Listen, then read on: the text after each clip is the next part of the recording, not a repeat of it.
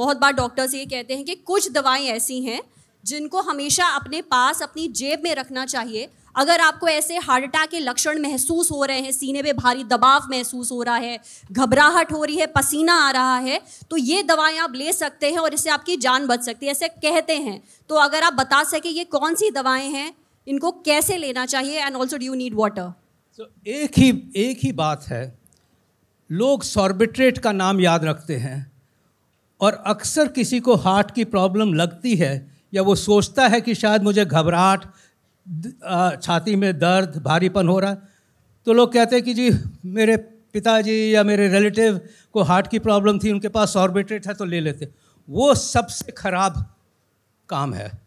Sorbitrate कोई अगर use to नहीं है तो उस पर ब्लड प्रेशर ड्रॉप करती है। इनफैक्ट जो घबराहट या सांस फूलने, फेंटिंग जो किसी और वजह से सडनली पेशेंट और कोलैप्स ही हो जाता है, ठीक नहीं होता।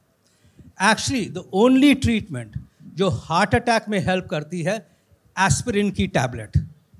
डिस्प्रिन जो है वो सॉल्यूबल एस्पिरिन होती है, उसकी आधी या एक खा के च्यू करके अगर चबा के कर लें तो हार्ट अटैक से बच सकते हैं हम। सो एक ही गोली है।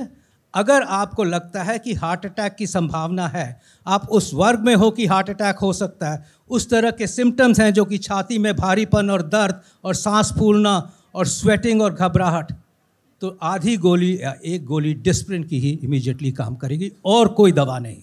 और इमीडिएटली अस्पताल पहुँचे। अपने आप को सेल्फ डायग्नोसिस सबसे गलत काम है। अस्पताल की इमरजेंसी में जो डायग्नोसिस हो वही आपकी जान बचा सकता है, या ये भी डिसाइड कर सकता है कि आपको कोई प्रॉब्लम थी ही नहीं और आप घर भी जा सकते हो।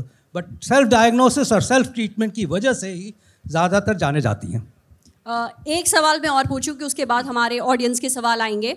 जो हमारी खाने की थाली होती है, रोज़ जो हम खाना खाते हैं जिस थाली में हमारे घरों में, उसमें ऐसी क्या चीज़ें होनी चाहिए जो हमारे दिल की सेहत को दुरुस्त रखती हैं, यानी हमारे हार्ट हेल्थ के लिए बहुत ज़रूरी हैं? सो डाइट बहुत इंपॉर्टेंट फैक्टर रहा है, आपको पता ही है। ये तो एक लाइफस्टाइल चेंज ही हो गई है जिसकी वजह से हार्ट डिजीज़ बढ़ती जा रही है 300 गुना, 300% ओवर द लास्ट 30 ईयर्स। और यंग लोगों में तो I would say 200% over the last 10 to 15 years. बहुत ख़तरनाक बीमारी है, बढ़ती जा रही है। Diet is a very important factor, जो कि लाइफस्टाइल सिचुएशन, और डाइट में ये नहीं है कि आपको ये नहीं खाना चाहिए। मॉडरेशन इन डाइट तो बहुत अच्छी चीज़ है। In fact what do we want diet में? Lots of fruits, lots of vegetables, बड़ी अच्छी बात है ही। बट प्रॉब्लम ये है कि जिस तरह खाना हम खाते हैं या बनाते हैं, that is a major problem. Oils, it is fats are needed, going to be needed by the body, क्योंकि फैट्स की वजह से ही तो हमारे ब्रेन सेल्स काम कर रहे हैं, हमारे सब न्यूरॉन्स काम कर रहे हैं। Fat is a very important part. अगर हम कहते हैं कि फ़ैट हटा दो, तो वाकई ही that food would be non viable. हम लोग को ह्यूमन बींग्स इसलिए बने हैं कि हमें प्रोटीन्स, कार्बोहाइड्रेट्स, फैट्स सब चाहिए और विटामिन एंड मिनरल्स चाहिए। It is the type of fat जो हम खाते हैं which is the worst thing. और जो टाइप ऑफ फैट में जो घर में हम खाते हैं, 3 to 5 teaspoonful of oil, and usually corn oil, even mustard oil, olive oil, sunflower oil, ये all these are good oils.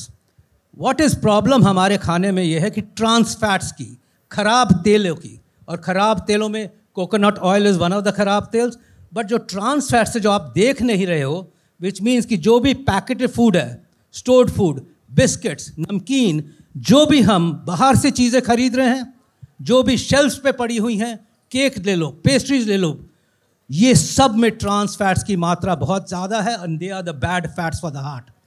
And finally जो हम हाइड्रोजनेटेड फैट्स कहते हैं ना, वो वाले तेल हैं जो बार बार कुक्ड होते हैं, जैसे कि हमने समोसे जाके खाए, जैसे जलेबियाँ खाई, जैसे पकौड़े खाए।